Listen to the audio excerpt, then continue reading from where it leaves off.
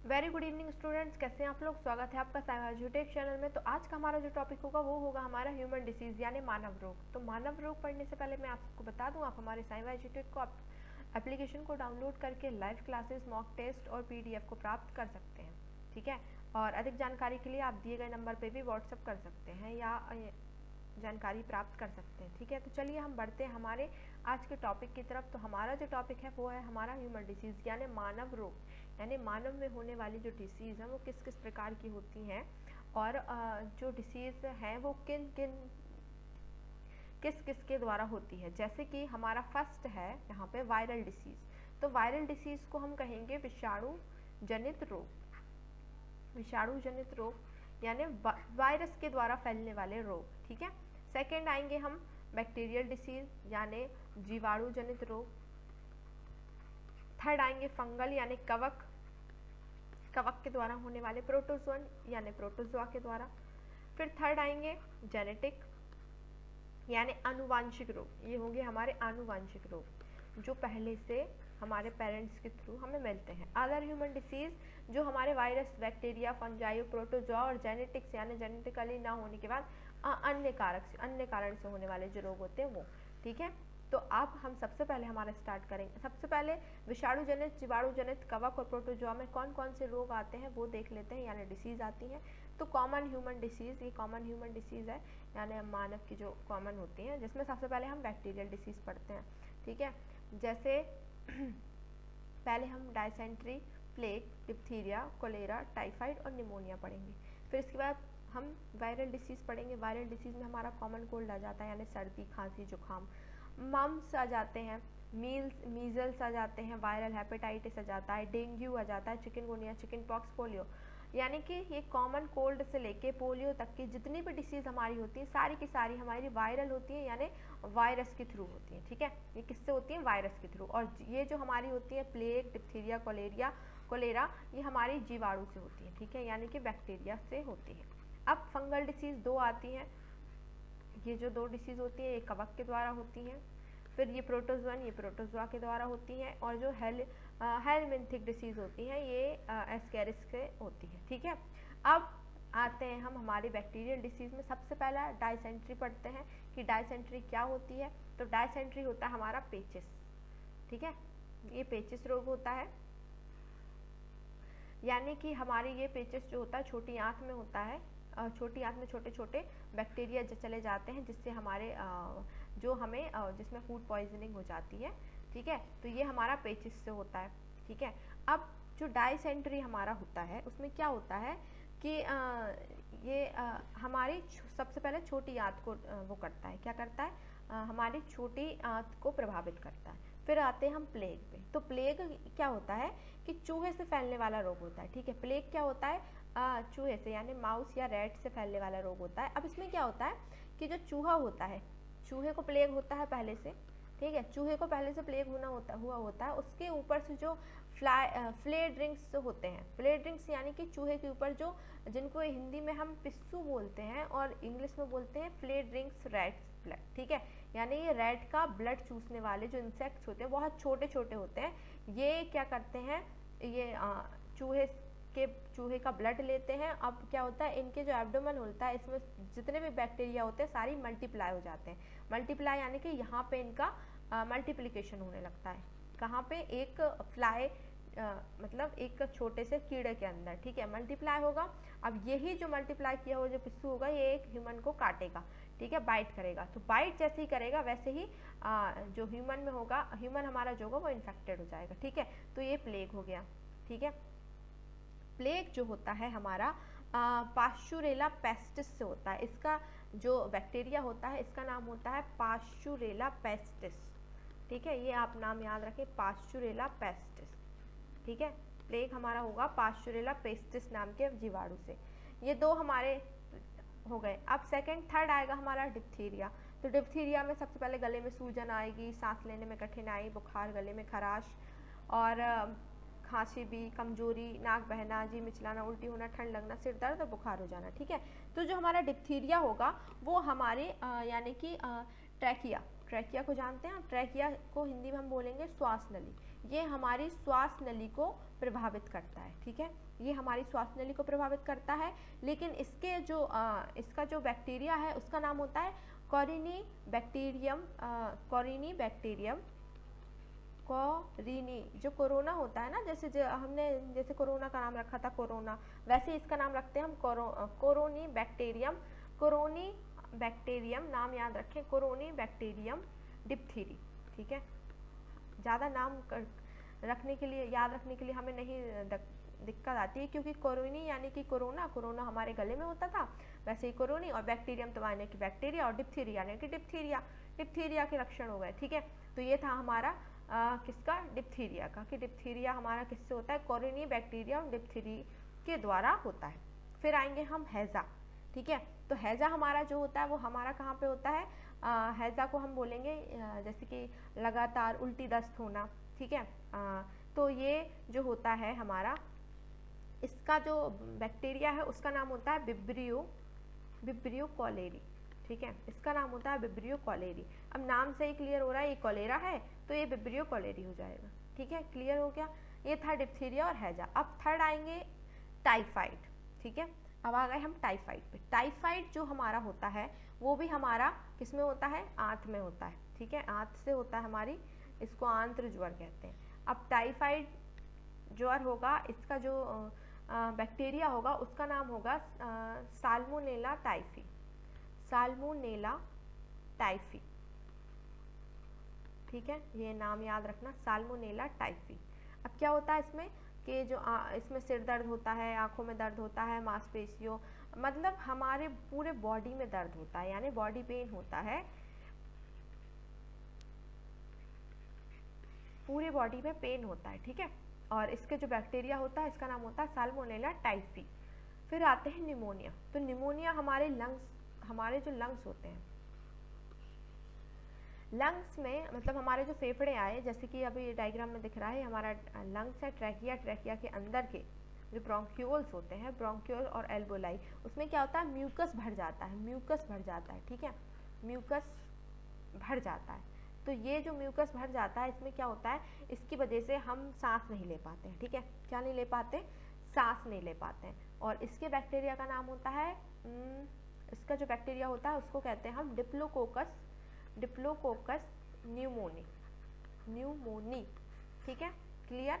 ये हमारा जो टाइफाइड होता है वो साल्मोनेला टाइफी बैक्टीरिया से होता है, निमोनिया जो होता है वो डिप्लोकोकस न्यूमोनी से होता है, ठीक है। इसमें क्या होता है कि जो टाइफाइड होता है इसमें पूरा हमारी बॉडी पेन करती है, हमारा बुखार आता है और पूरे बॉडी में दर्द होता है, ठीक है। और जो निमोनिया होता है इसमें हमारी जो लंग्स के अंदर की एल्बोलाई होती है, एल्बोलाई के अंदर म्यूकस भर जाता है, ठीक है, इन्फ्लाम्ड ब्रोंकियाइज हो जाते हैं, म्यूकस भर जाता है। म्यूकस यानी कि जो जब सर्दी जुकाम होने पे हमारी जो नोज़ बहती है, ठीक है, तो वो जो लिक्विड निकलता है उसी को हम म्यूकस कहते हैं, और वो म्यूकस हमारे नोज़ के थ्रू हमारे लंग्स में पहुंच जाता है, ठीक है। तो ये निमोनिया हो जाता है, ठीक है, जिसको बोलते हैं बहुत ज़्यादा सर्दी हो गई है या कुछ भी। इसके बाद आते हैं निमोनिया के बाद नेक्स्ट आएंगे हम सबसे पहले जैसे हमने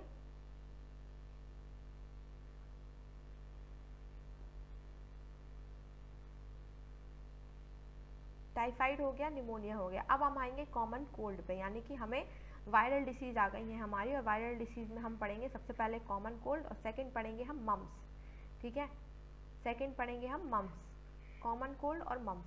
तो कॉमन कोल्ड क्या है और मम्स क्या है, ठीक है, ये है हमारा कॉमन कोल्ड।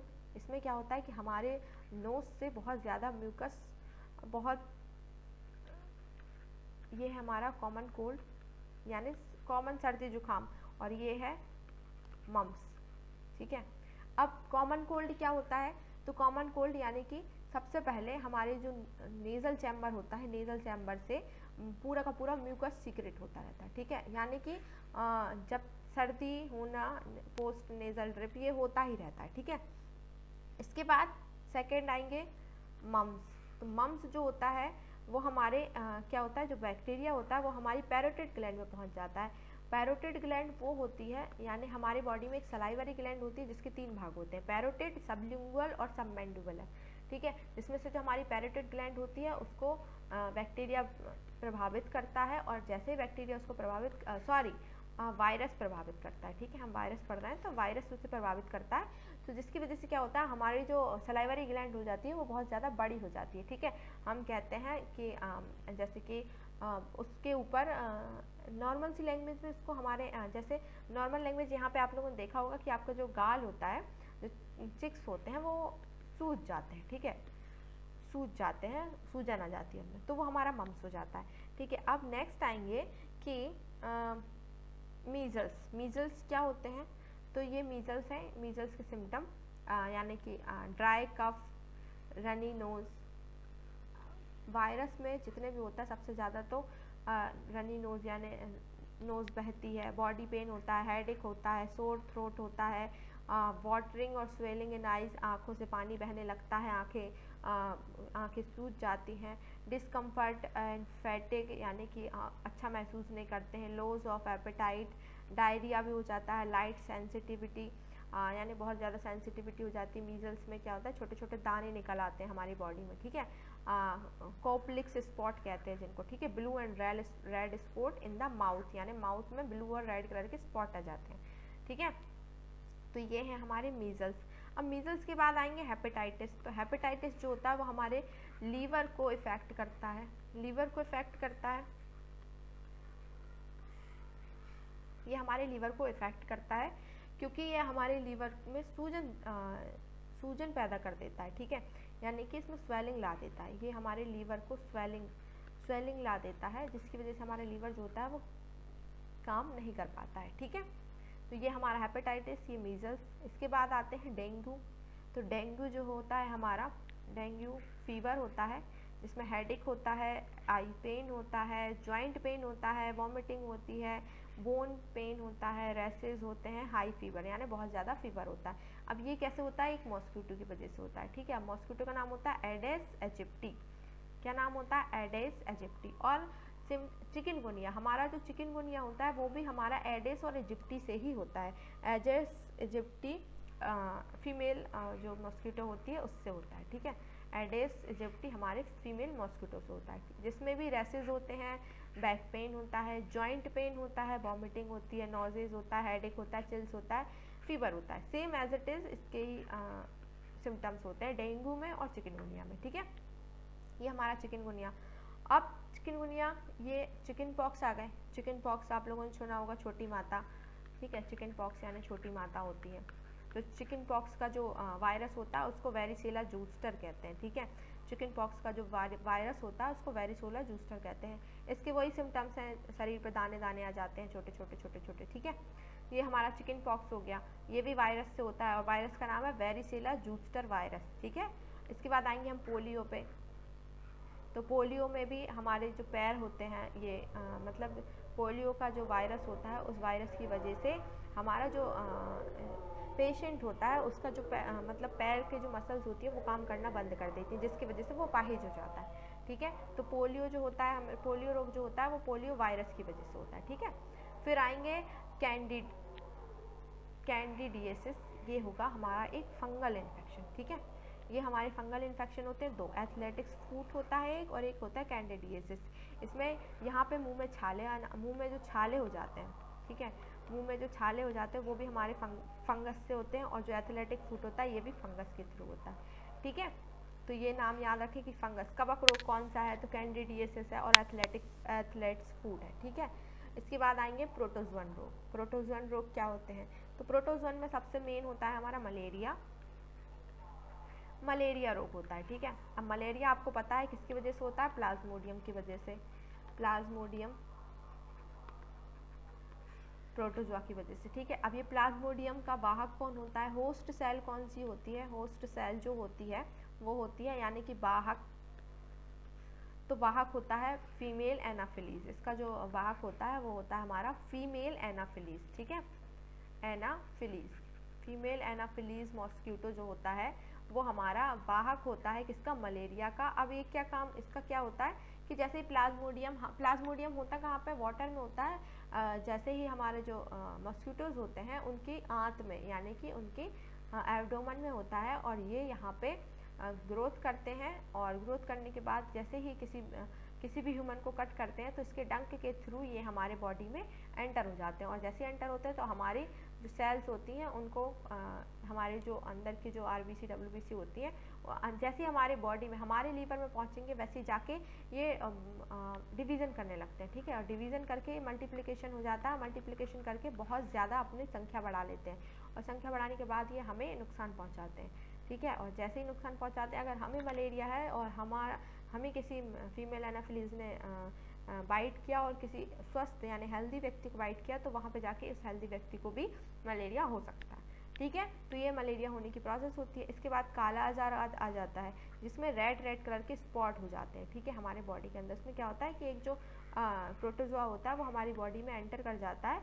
तो वो क्या करता है, हमारा जो RBC होती है RBC के ऊपर चिपक जाता है, और RBC के ऊपर चिपकने से हमारी जो RBC रेड कलर की होती है तो वो हमारी ब्लैक दिखने लगती है, ठीक है। और जैसे ही वो ब्लैक दिखने लगती है तो वो हमारा काला आजार रोग हो जाता है, ठीक है। तो ये था हमारा प्रोटोजोन के द्वारा होने वाला रोग। अब इसके बाद नेक्स्ट आते हैं कि मानव में आनुवांशिक रोग कौन कौन से होते हैं, ठीक है।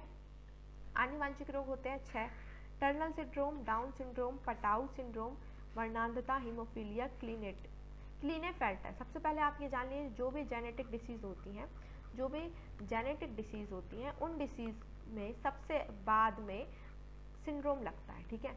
उन डिसीज़ में बाद में सिंड्रोम लगता है, ठीक है। अगर कोई सा भी सिंड्रोम करके क्वेश्चन पूछे यानी कि वो एक जेनेटिक डिसीज़ है। सबसे पहले टर्नर सिंड्रोम। टर्नर सिंड्रोम क्या होता है, तो टर्नर सिंड्रोम जो हमारा होता है उसमें क्या होता है कि बच्चा जो होता है यानी कि जो बेबी होता है वो बहुत ज़्यादा छोटा होता है, यानी कद में छोटा होता है, ठीक है। और इसके हाथ पैर जो भी होते हैं वो बहुत ज़्यादा ही छोटे छोटे होते हैं, ठीक है। यानी कि इनको छोटे छोटे कह सकते हैं, यानी कि इनकी जो बॉडी होती है वो विकसित नहीं हुई होती है, इनको अविकसित कहते हैं, ठीक है। ये पूरी तरीके से विकसित नहीं होते, इनको अविकसित कहते हैं। और ये किसकी वजह से होता है, क्योंकि जब फर्टिलाइजेशन होता है तो फर्टिलाइजेशन की जब प्रोसेस होती है तो इसमें क्या होता है कि जो पेयर्स में जोड़े बनते हैं तो 46 होने चाहिए, लेकिन यहाँ पे जो क्रोमोसोम्स होते हैं वो सिर्फ 45 ही आ पाते हैं, 46 नहीं हो पाते हैं। तो यहाँ पे एक क्रोमोसोम कम हो जाता है, और एक क्रोमोसोम की कमी की वजह से टर्नर सिंड्रोम होता है, ठीक है। क्लियर हो गया, एक क्रोमोसोम की वजह से क्या होता है, टर्नर सिंड्रोम होता है। चलिए, यानी कि इसमें क्या होता है कि क्रोमोसोम्स नंबर कितने होते हैं, 45। वैसे नॉर्मली क्रोमोसोम्स होने चाहिए 46, लेकिन यहाँ पे हो जाते हैं 45। तो अगर 45 क्रोमोसोम होंगे तो यहाँ पे जो बेबी होगा उसको टर्नर सिंड्रोम होने के बहुत ज़्यादा चांसेस होंगे, ठीक है। इसके बाद आते हैं डाउन सिंड्रोम। डाउन सिंड्रोम में क्या होता है कि नोज़ छोटी होती है, माउथ और एयर छोटे होते हैं, स्लाइटली बेंट होते हैं, फिफ्थ फिंगर यानी कि 5th नंबर की जो उंगली होती है वो बहुत ज़्यादा बेंट होती है, यानी कि छोटी होती है, ठीक है। इसके जो बेबीज़ होते हैं वो बहुत मंद बुद्धि होते हैं, यानी कि इनमें दिमाग कम होता है, यानी इनका ब्रेन अच्छे से विकसित नहीं हुआ होता है। और फिर इसके बाद में इनकी आंखें टेढ़ी होती हैं, इनकी जीभ मोटी होती है, यानी इनकी जो टंग होती है वो भी मोटी होती है, ठीक है। यहाँ पे क्या होता है कि डाउन सिंड्रोम में जो 21st नंबर का क्रोमोसोम होता है वो डिफेक्टेड होता है, ठीक है। 21st नंबर का जब क्रोमोसोम डिफेक्टेड होता है तब जाके डाउन सिंड्रोम होता है, ठीक है। क्लियर हो गया। आपको पता है कि ह्यूमन में कितने क्रोमोसोम्स होते हैं, ह्यूमंस में कितने क्रोमोसोम्स होते हैं, तो ह्यूमंस में 23 पेयर में होते हैं, और अगर एक एक करके कहें तो 46 क्रोमोसोम्स होते हैं, ठीक है। और 46 क्रोमोसोम होना ज़रूरी है। अगर एक भी क्रोमोसोम डिफेक्टेड होता है तो कोई सा भी सिंड्रोम हो सकता है, यानी कि बहुत सारी बीमारियां हैं, डिसीज़ हैं जेनेटिकली वो हो सकती हैं। और अगर एक भी क्रोमोसोम ज़्यादा है तो भी बीमारियां होती हैं, और एक भी क्रोमोसोम कम है तो भी बीमारियां होती हैं, ठीक है। क्लियर हो गया। इसके बाद ये तो था हमारा डाउन सिंड्रोम। डाउन सिंड्रोम के बाद आते हैं पटाउ सिंड्रोम, ठीक है। तो पटाउ सिंड्रोम में इसमें क्या होता है कि ये जो आगे का माउथ होता है, यहाँ पे ना ये नोज़ और माउथ दोनों एक साथ जुड़े हुए होते हैं, यानी कि इनका मतलब इनका जो ऊपर का होठ होता है ना, ऊपर के जो लिप्स होते हैं वो कटा हुआ होता है, ठीक है, वो कटा हुआ होता है। तो हमारी जो नोज़ होती है और माउथ होता है वो दोनों एक साथ चिपके हुए होते हैं, ठीक है। तो ये था हमारा पटाउ सिंड्रोम। इसमें क्या होता है कि जो स्मॉल हेड होते हैं, इसमें आईब्रोज एब्सेंट होती हैं, ठीक है। इसमें एब्सेंट आईब्रो, क्लेफ्ट लिप्ड और ऑसिपट और back part of the skull is prominent, यानी कि जो पीछे का जो ब्रेन होता है वो बहुत ज़्यादा बड़ा हुआ होता है। ठीक है। Small mouth, small jaw, short neck, यानी कि गला नहीं होता है, बहुत ज़्यादा छोटा गला होता है, और स्मॉल छोटे छोटे पाँव होते हैं, और इनका जो ब्रेन होता है वो अच्छे से विकसित नहीं हुआ होता है, इस वजह से ये भी मंद बुद्धि होते हैं। ठीक है। इनके पास दिमाग कम होता है। ठीक है। ये था हमारा पटाऊ सिंड्रोम। पटाऊ के बाद आते हैं वर्णांधता, यानी कि कलर ब्लाइंडनेस। कलर ब्लाइंडनेस एक ऐसी बीमारी है जिसमें रेड और ग्रीन कलर में डिफरेंट करना कठिन हो जाता है। रेड और ग्रीन कलर में डिफरेंट करना बहुत ज़्यादा कठिन हो जाता है, यानी कि जो पीड़ित होगा, यानी कि जो पेशेंट होगा, उसको रेड कलर ग्रीन दिखाई देगा और ग्रीन कलर रेड दिखाई देगा। ठीक है।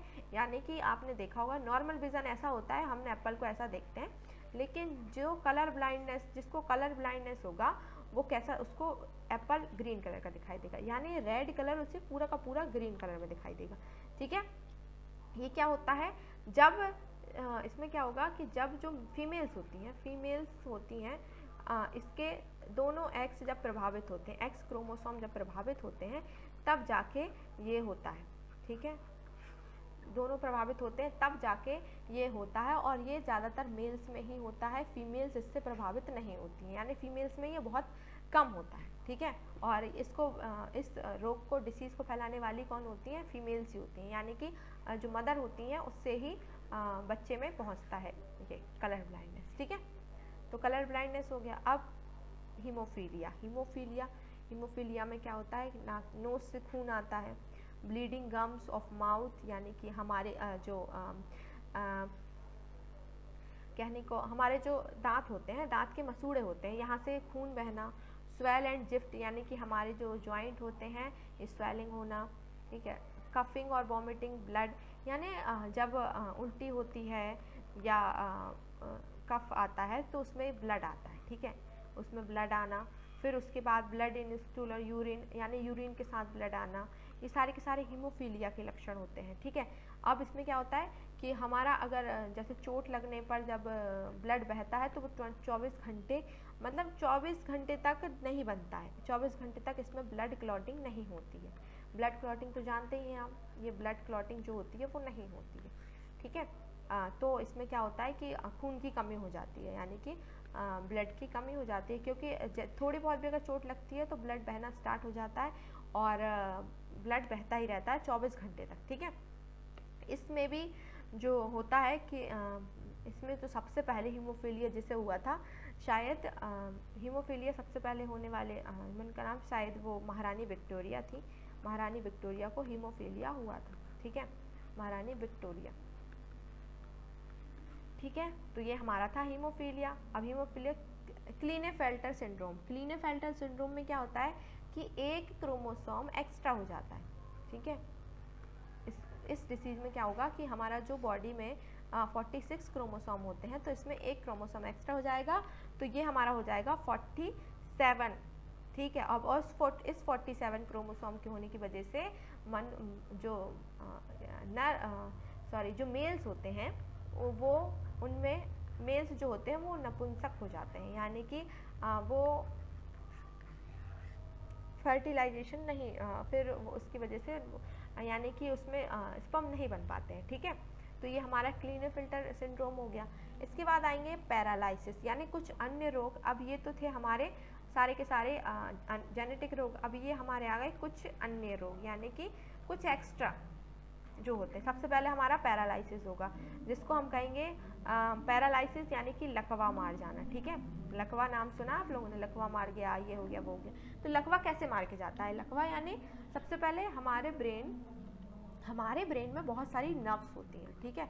मैंने आपको बताया था जब हमारा नर्वस सिस्टम था उसमें मैंने आप लोगों को बताया था कि हमारे ब्रेन में 12 पेयर होती हैं नर्व्स की। ठीक है।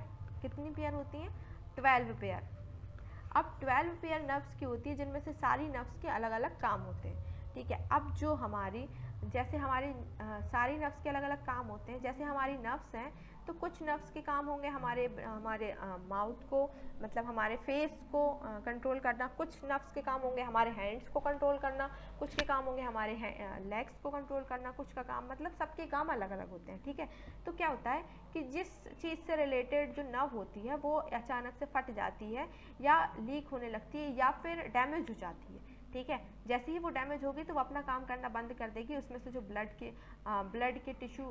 टिश्यू जो होंगे, यानी कि जो ब्लड होगा वो बाहर निकलने लगेगा हमारे ब्रेन में, ठीक है। तो इसमें क्या होगा कि वो वाली नर्व हमारा काम करना बंद कर देगी, तो उस नर्व से रिलेटेड जो भी हमारा ऑर्गन होगा वो काम करना, उसका जो कंट्रोल होगा वो खो देगा, यानी कि वो काम करना बंद कर देगा। मान के चलिए ये वाली जो ब्रेन है वो एक हमारे हैंड को, राइट हैंड को कंट्रोल करती है, ठीक है। अब ये जो थी हमारी ब्रेन, सॉरी जो नर्व थी वो हमारा काम करना बंद कर देती है, तो क्या होता है हमारा जो हैंड है इसको कंट्रोल करने वाला कोई नहीं रहता, और जब कंट्रोल करने वाला यानी कि इसके पास सिग्नल कोई पहुंचा नहीं सकता, और जब तक हमारी बॉडी में सिग्नल नहीं पहुंचेंगे तब तक हमारी बॉडी काम नहीं करेगी। तो हमारी बॉडी में सिग्नल पहुंचाने के काम बंद हो जाता है, वैसे ही हमारा हैंड में पैरालिसिस हो जाता है, यानी लकवा मार जाता है, ठीक है।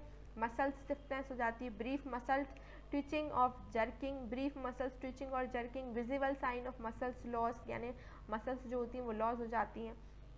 सेवरल हेडेक यानी सिर दर्द होता है, loss of balance and coordination यानी सिग्नल नहीं पहुंचा सकते, बैलेंस लॉस हो जाता है यानी कंट्रोल खत्म हो जाता है, ठीक है। तो ये हमारा पैरालाइसिस था। इसके बाद एलर्जी। एलर्जी क्या होती है, यानी एलर्जी जो हमारी होती है हमें किसी भी चीज़ से हो सकती है, ठीक है।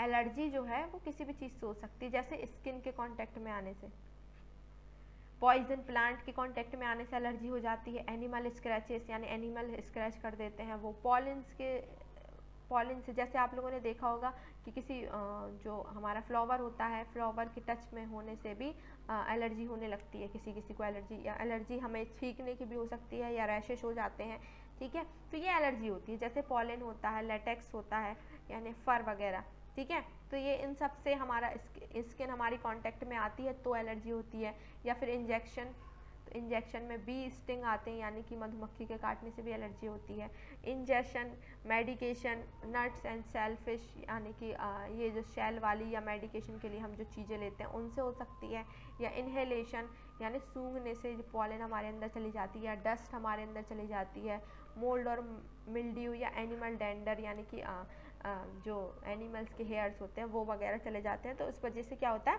कि ये हमें एलर्जी से रिएक्शन, यानी एलर्जी जो होती है ये इन सब चीज़ों से हमें रिएक्शन हो सकता है, ठीक है। रिएक्शन में क्या होता है कि हमारी जो नर्व होती है वो उस चीज़ को अब्जॉर्ब नहीं करना चाहती है, हमारी जो नर्व होती है वो किसी चीज़ को, पर्टिकुलर चीज़ को अब्जॉर्ब नहीं करना चाहती है, तो वो अब्जॉर्ब नहीं करके उसको निगलेक्ट करेगी, ठीक है। जैसे ही उसको निगलेक्ट करेगी वैसे ही हमें निगलेक्ट करने के लिए कोई सिग्नल चाहिए कि हम इसे नहीं सूंघना चाहते या हम इसके कांटेक्ट में नहीं आना चाहते, तो निगलेक्ट करने के लिए वो एक कोई सा सिग्नल देगी, जैसे सिग्नल रैशेज हो सकते हैं, ठीक है, रैशेस हो सकते हैं, या छींक, स्नीज आ सकती है, ठीक है। तो उससे हमें पता चलता है कि हमें इस चीज़ से एलर्जी, ठीक है।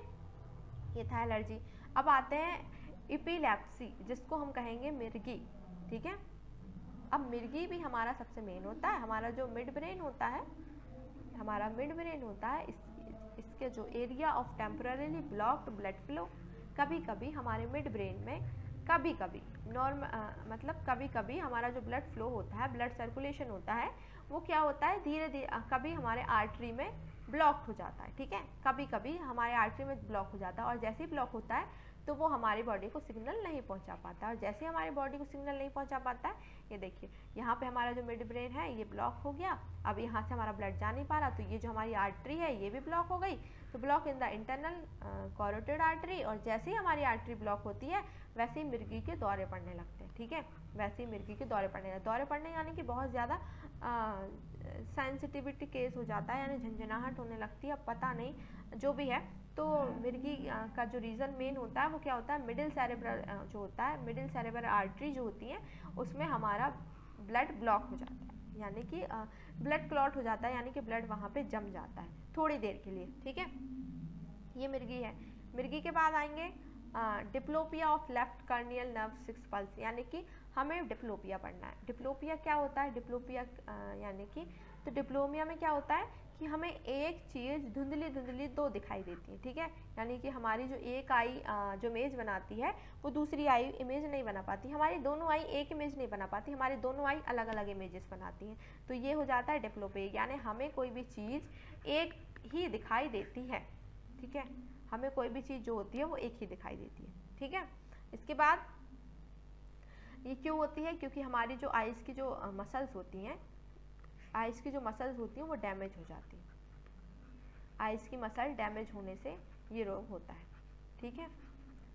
Next cancer.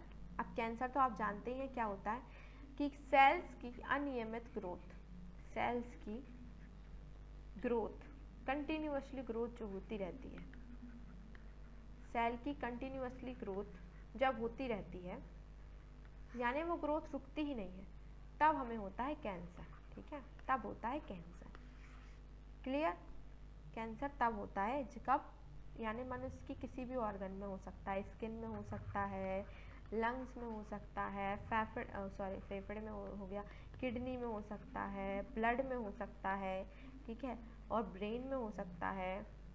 ये हमारे बॉडी के किसी भी पार्ट में हो सकता है, क्योंकि हमारे बॉडी के जितने भी पार्ट बने हुए होते हैं सारे के सारे हमारे सेल से बने हुए होते हैं, और सेल की कंटिन्यूसली ग्रोथ ही तो हमारी कैंसर होती है, ठीक है।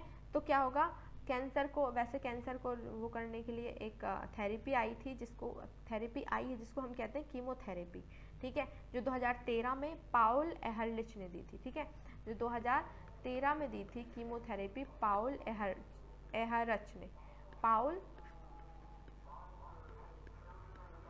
एहरच ने, ठीक है, पाउल एहरच ने दी थी 2016 में। क्या दिया था?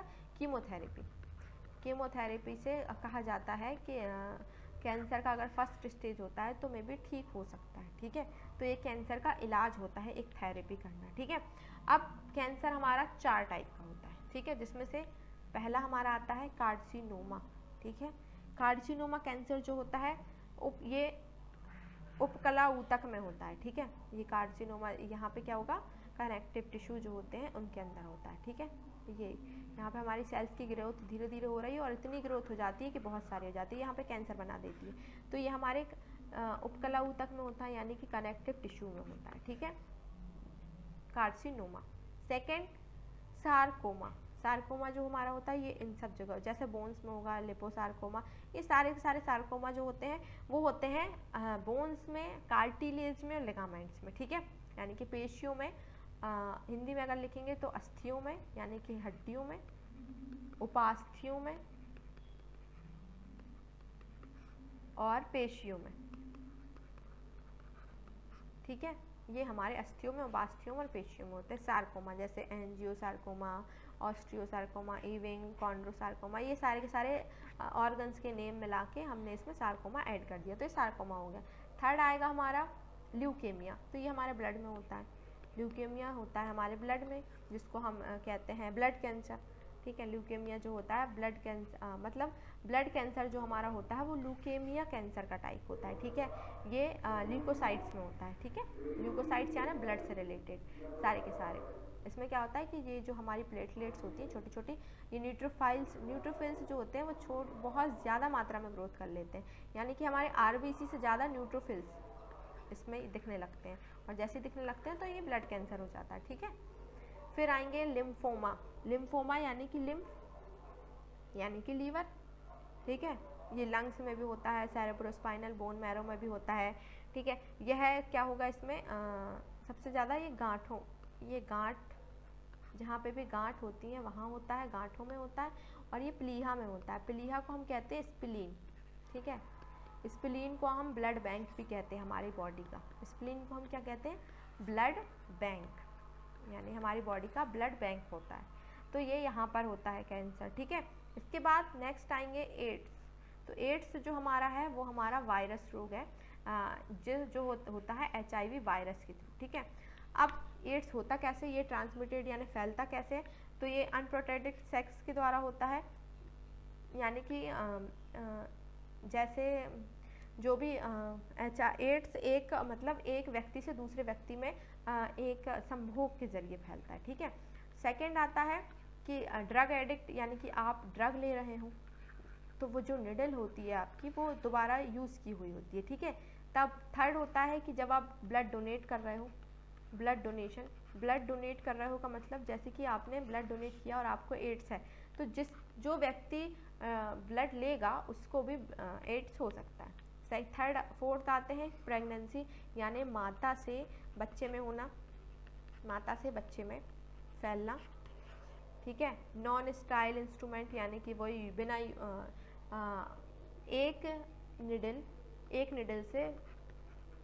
एक निडल को बार बार यूज़ करना, ठीक है, इससे भी होता है। अब इसको क्या कहेंगे, जैसे कि हमें पता है कि एड्स एक बैक्टीरिया से, वायरस से होता है जिसका नाम होता है HIV। तो HIV का फुल फॉर्म होता है ह्यूमन इम्यूनो डेफिशिएंसी वायरस, ठीक है, ह्यूमन इम्यूनो डेफिशिएंसी वायरस। अब ह्यूमन इम्यूनो डेफिशिएंसी वायरस है तो इसमें क्या होगा कि ये तो ट्रांसमिटेड यानी ट्रांसफ़र होने के टाइप बता दिए कि ऐसे ऐसे हमारा एड्स ट्रांसफ़र होता है। अब एड्स ट्रांसफ़र ना हो, किन चीज़ों से नहीं होता है, जैसे टच करने से हमें एड्स नहीं होता है, साथ खाना खाने से नहीं होता है, विथ मतलब एक साथ चुंबन से भी नहीं होता है, इंसेक्ट बाइट से भी नहीं होता है, यानी कि अगर मॉस्किटो आपको काट ले तो नहीं होगा, इन द पूल यानी साथ में नहाने से भी नहीं होता है, ठीक है। ये होता है सिर्फ आपको ड्रग एडिक्शन से, ब्लड ट्रांसफ़र से, प्रेगनेंसी से और नॉन स्टेराइल इंस्ट्रूमेंट यूज़ करने से, ठीक है। तो ये थी हमारी आज की क्लास। तो आज की क्लास में हमने पढ़ा कि ह्यूमन डिसीज़ कितने टाइप की होती हैं और कौन कौन सी होती हैं और उनके बैक्टीरिया के नाम और उनके वायरस के नाम, ठीक है। तो आज की हमारी जो क्लास थी वो बैक्टीरिया के ऊपर थी, यानी कि ह्यूमन डिसीज़ के ऊपर थी, मानव रोगों के ऊपर थी। अब इसके बाद हमारी जो नेक्स्ट क्लास होगी कल की, तो वो हमारी होगी पोषक तत्व यानी कि न्यूट्रिएंट्स, ठीक है। तो हमारा जो नेक्स्ट चैप्टर होगा वो होगा न्यूट्रिएंट्स।